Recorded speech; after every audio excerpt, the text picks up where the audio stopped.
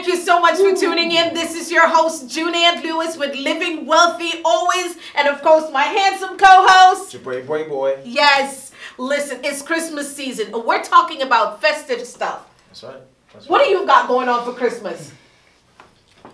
Party. That's right. Listen, for those of you who listen, it's the end. It's 2014. We're in the fourth quarter. It's done.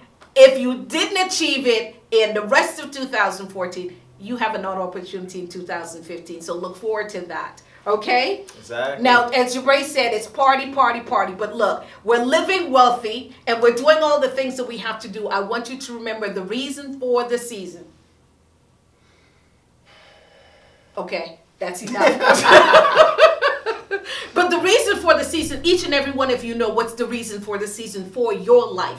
And so we don't want to get all religious here, but we remember what Christmas is and the reason for this season. And we want you to enjoy Christmas with your family and friends. And if you don't have anybody to enjoy it with, give us a call.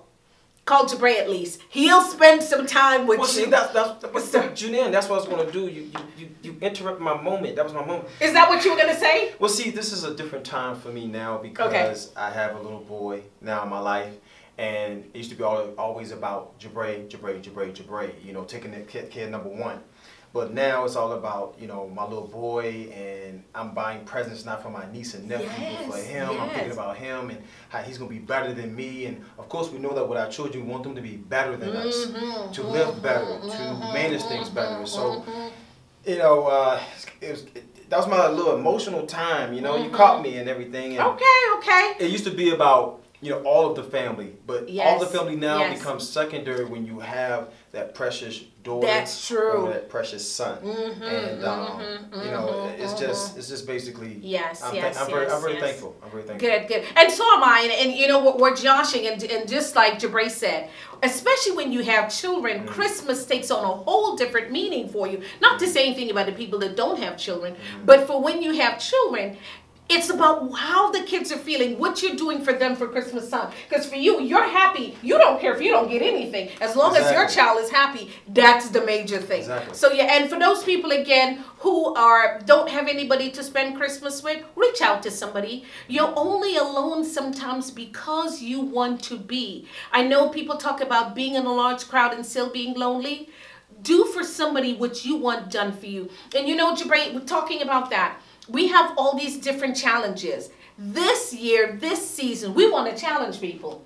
And the challenge we want to challenge people with is do something good for somebody. Every day, do something good. Not just until the end of Christmas, but the challenge is until then at least. But do something good every day. Whether it's a smile, whether it's a hug. That doesn't cost anything. To see something, really, that was free. To see somebody on the road and just say to them, compliment them on an outfit that they're wearing. Oh, you look very handsome today. Oh my goodness. Soft. What is this? Suede, something. Cashmere. But anyway, that's really what we're talking about. It's what this season is. Give love, show love, call somebody that you didn't call for a long time and say hello to them. Speak to a family member that you might have been upset about. You can text them too. If it's really, bitter, text. Yeah, okay. All right, that's Jabrae's opinion. But anyway. It's a new world. New world. But we want to say Happy New Year to you for the coming 2015, and we want to talk about getting into Ken. We had a powerful interview with Ken, and we're going to take a look at that video. Ken Scoggs. Ken Scoggs. Ken, welcome to the show. I cannot wait to hear the things that you've got to share with us today. Well, it's a pleasure to be here and speak with both of you. And just to get started, my life changed when I was in college. I was doing a term paper on juvenile delinquency for a social problems class because I thought I might know a little bit about juvenile delinquency. And I went to the library, and I could not go in the front door. It was spring, it was a beautiful day, and it occurred to me, instead of writing a paper on juvenile delinquency for this social problems class, I could do an interview So this is a long time ago. There was a payphone. I have to describe payphone. You put a little quarter in and you dial the number. Exactly. And you That's how old that is. Okay. Yeah, the juvenile court judge and the secretary said, "Come right down. The judge will be glad to speak to you." And I said, "Well, this is great." So you just made a phone call, hate to interrupt, and yes, they allowed you. They said, "Come right down. He'll be glad to interview you." Well, little did I know, as soon as I finished interviewing him, he said, "You're clearly interested in this concern that we have, and we need a juvenile probation officer for one of the largest counties in the state. Would you take the job?" And I'm like, "I don't really have all the skills, but I am interested. Let me get back with you on this." Oh my goodness. Short of the story, I take the job. I then take the job of being the probation officer for juvenile delinquents. It was actually in LaGrange, Georgia. Okay. I take the office from the police department to the first office of economic opportunity, right in the heart of an area that really needed as many services as they could get. Oh, okay. Yeah. So before you go any further, yeah, I want to recount. You are planning to do a term paper. Exactly. You decide to turn it into an interview. Exactly. Call. By chance, you got the interview with the judge. Yes. After you finished with the interview, exactly, then you were offered a position. Right. If that is not what you call living wealthy always, that is definitely it. Because listen, that's life taking you, taking steps, and life taking you to each one of them. Right. Fantastic, fantastic. Oh, I'm sorry, go ahead. No, that's, well, like I said, this changed my life. PTSD is post-traumatic stress disorder. Okay, good. Okay. Prior to that nomenclature, it was called shell shock during World War II. Mm-hmm, I remember those words, yes. Exactly. Mm-hmm. So people were coming back from Vietnam. We had people that were burned. We had amputees. We had people that were drug addicted. We had everything you can imagine, and we had them in large numbers. And our job, I was a captain in the military, was to help process these people in order to help them either, one, get back into civilian life, or maybe stay in the military, or in some cases, go into our psychiatric unit.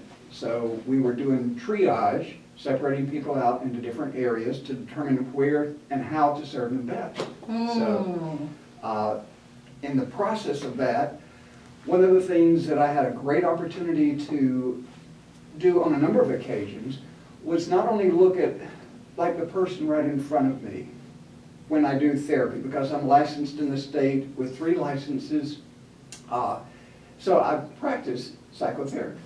But while I'm practicing therapy, I try to think of this person in the context of their family, their community, their school, their church, and see what can we do to bring resources together.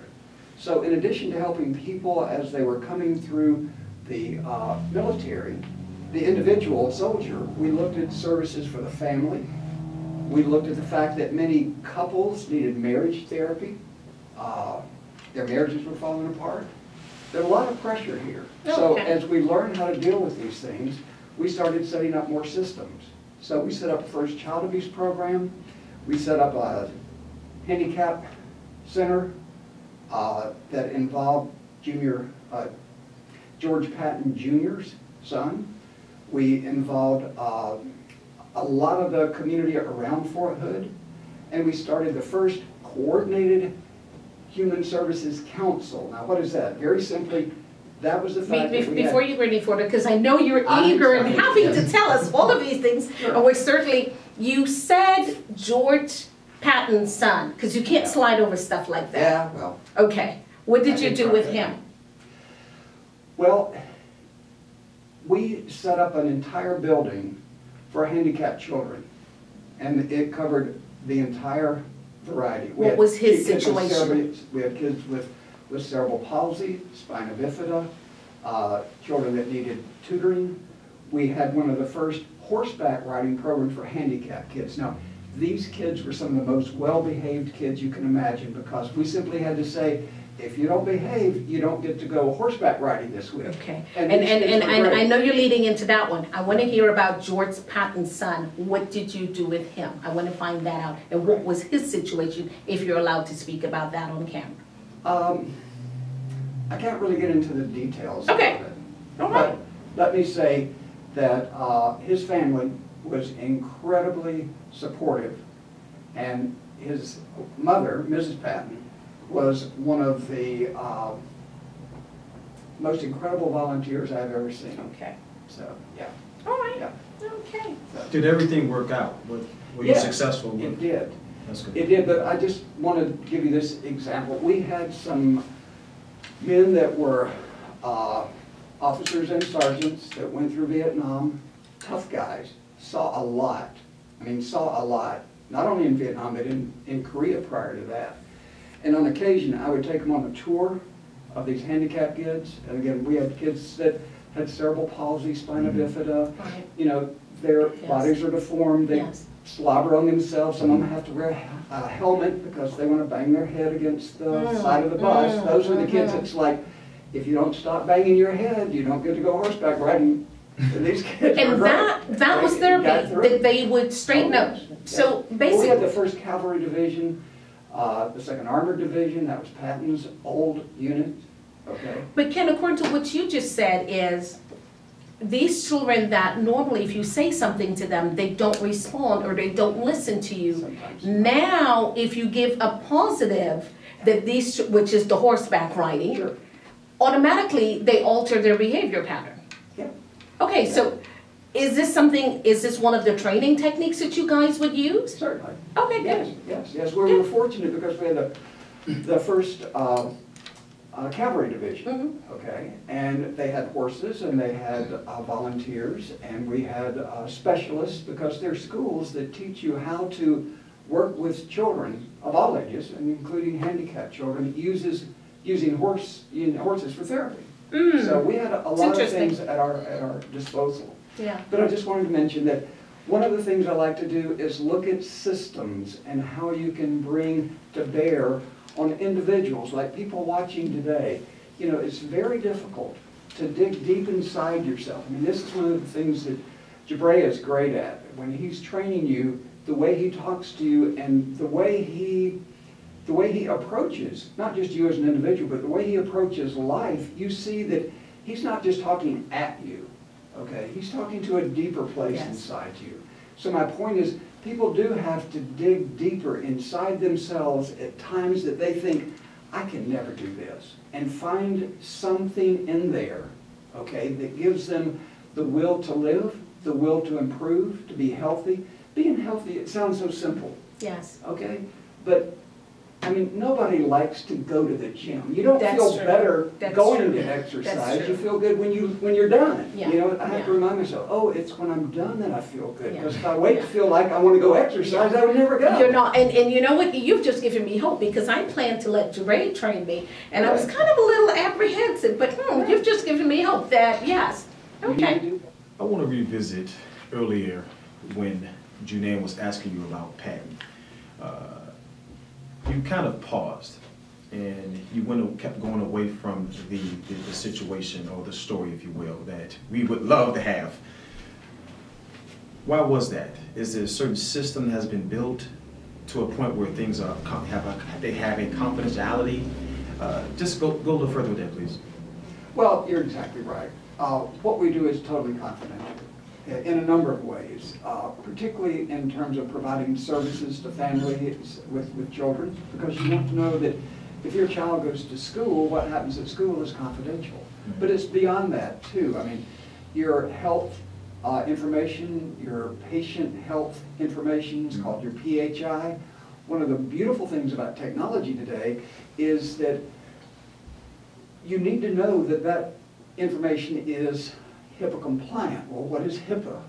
We want to know. I know you're gonna That would be the next question. What is HIPAA? Yes.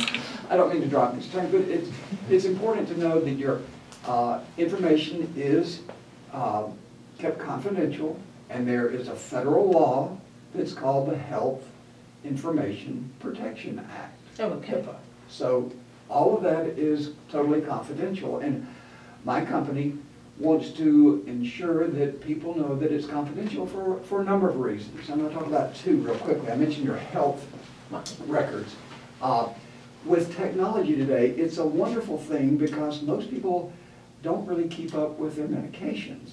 I'm fortunate, I'm not on any medication, but Most people, I don't know exactly the studies on the age, but somewhere around 40, 50 years old, they're on 1, 2, 3 medications. When I go in just to get a physical, the nurse kind of sits back and relaxes and goes, okay, tell me about your medications, like we're going to be here for a while, you know? Right, it's like when I say, I don't have any, she's like, what's wrong? You're not taking your meds? And it's like, no.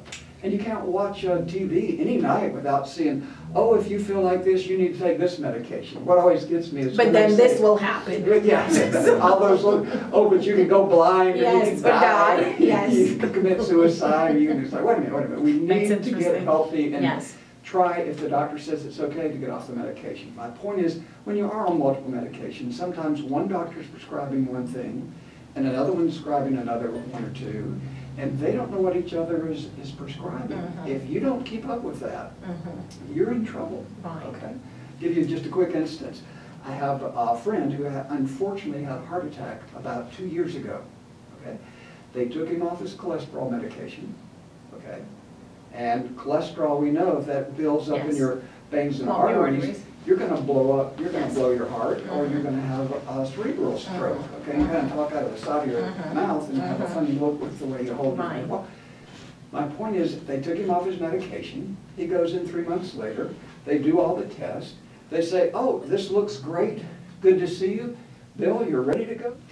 Well, what happened to my friend Bill could happen to anybody. And first, just let me say, you know, we have some great healthcare professionals that are heroes today. I mean, they really are on the front lines, because one of our enemies are chronic illnesses, just like my friend's heart attack, in large parts due to high cholesterol.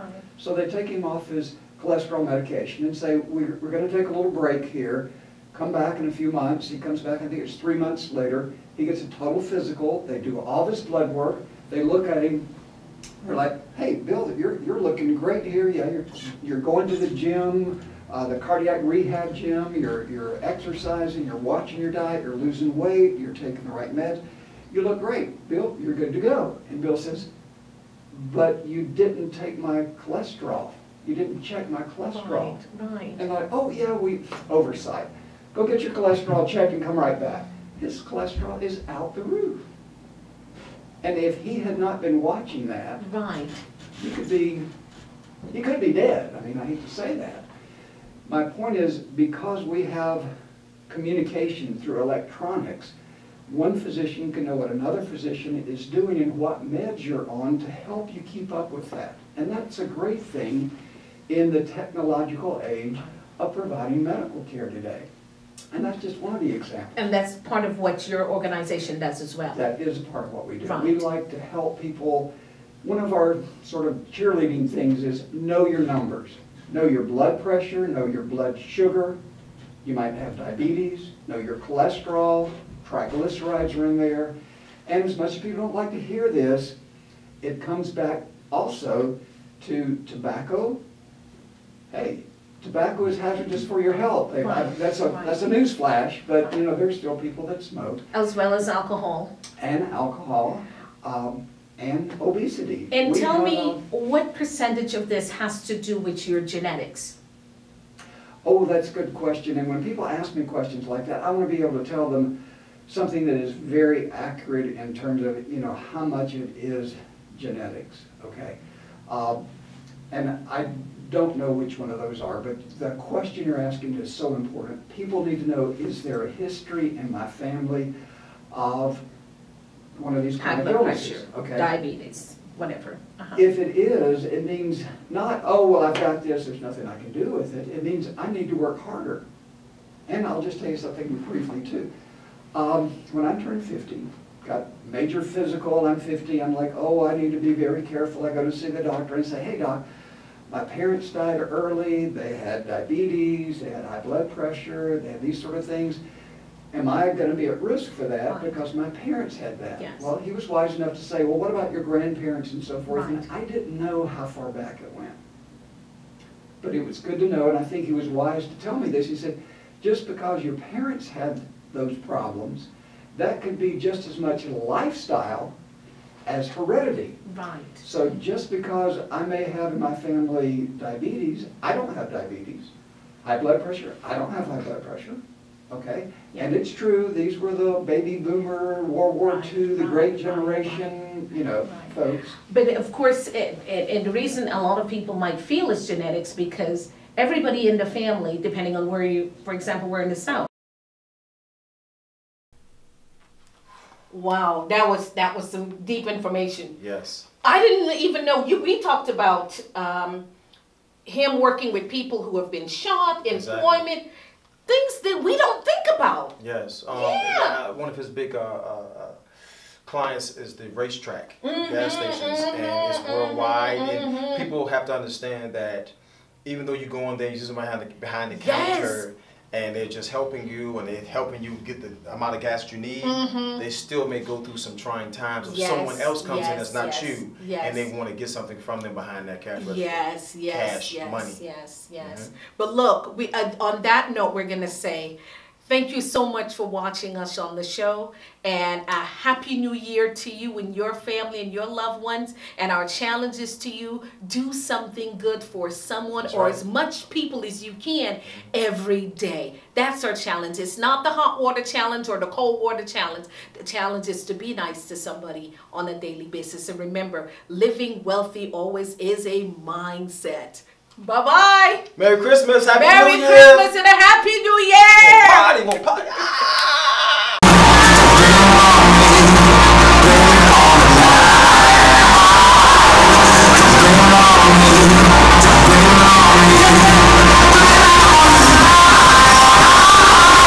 Somewhere